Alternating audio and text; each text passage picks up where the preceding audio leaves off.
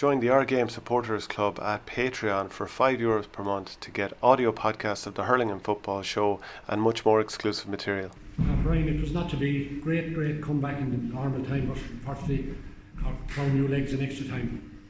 Yeah, they played out extra time very well, obviously, and it was one of those games where we had chances different times of the game, and they had chances as well. It kind of ebbed and flowed a fair bit. It looked like obviously come to the end of normal time as if they were going to win it in normal time.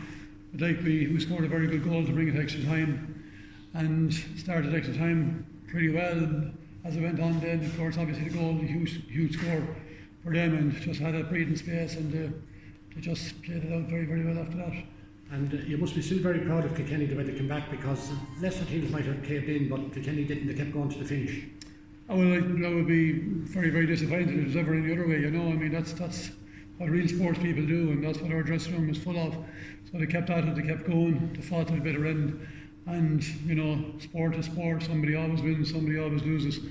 But you can lose badly, or you can lose with a bit of respect and a bit of honour, and our lads did that today. And final question from me before some of the rest of the lads ask a question. Brian, in extra time, obviously the Cork legs were very obvious. They had some pacey players. They got the goal through Jack O'Connor, and we were probably under a bit of pressure to stay with them in the end. Yeah, well, everybody spoke about the Cork pace before the game, and of course they're full of pace, but they're also full of skill and application and everything else. And like I said, I mean, the goal is a huge score, and when they got that, then they had confidence, I suppose, and the ability just to move the ball around and pick some good scores.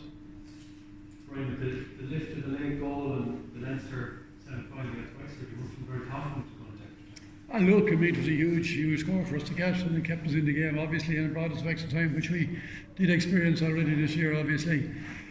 But, that's not enough. You still have to go out and win it on the pitch, and it didn't happen for us. You seem to deliberately be going for goals, more so in extra time. Is that attack?